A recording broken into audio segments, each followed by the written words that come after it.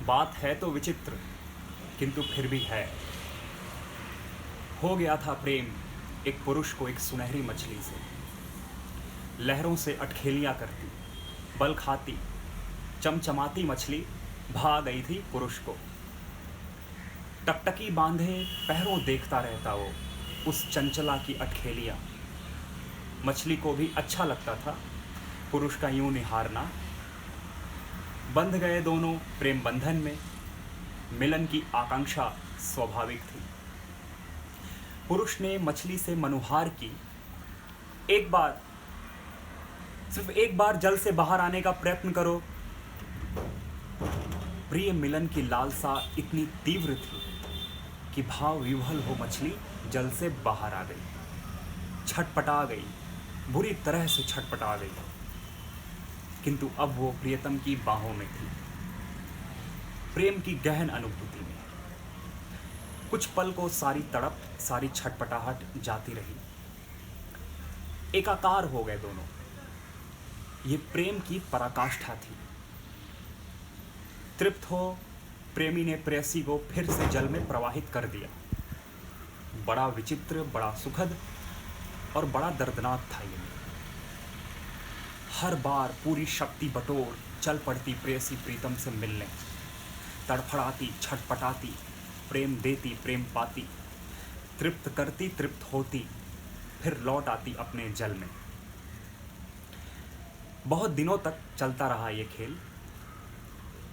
एक दिन मछली को जाने क्या सूझी, उसने पुरुष से कहा, आज तुम आओ। मैं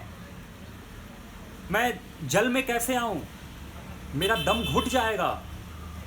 पुरुष ने कहा, कुछ पल को अपनी सांस रोक लो। मछली ने कहा, सांस रोक लूं? यानी जीना रोक लूं? कुछ पल जीने ही तो आता हूं तुम्हारे पास। सांस रोक लूंगा तो जीऊंगा कैसे? पुरुष ने कहा। मछली अवाक थी। एक पल में पुरुष प्रकृति और प्रेम के पारस्परिक संबंध का सत्य उसके सामने था। अब कुछ भी जानने पाने और चाहने को शेष ना था। मछली ने निर्विकार भाव से पुरुष को देखा और डूब गई जल की अतल गहराइयों में। अनभिज्ञ पुरुष जीने की लालसा लिए अभी तक वहीं खड़ा सोच रहा है, मेरा दोष क्या है? स्त्री सिर्फ तब तक तुम्हारी होती है जब तक वो तुमसे रूठ लेती है, लड़ लेती है आंसू बहा बहा कर, और दे देती है दो चार उलाहना तुम्हें। कह देती है जो मन में आता है उसके, बिना सोचे, बेधड़क। लेकिन जब वो देख लेती है कि उसके रूठने का, उसके आंसुओं का कोई फर्क नहीं है, तो एकाएक रूठना छोड़ देती है, रोना छोड़ देती है, मुस्कुरा कर देने लगती है जवाब तुम्हारी बातों पर।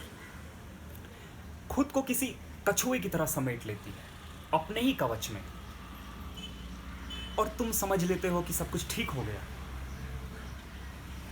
तुम जान ही नहीं पाते कि वो शांत नहीं है, मृत प्राय हो चुकी है। कहीं ना कहीं गला घोंट दिया है उसने अपनी भावनाओं का, और अब जो तुम्हारे पास है वो तुम्हारी होकर भी तुम्हारी नहीं है। क्योंकि स्त्री सिर्फ तब तक तुम्हारी होती है जब तक प्रेम फैल रहा होता है।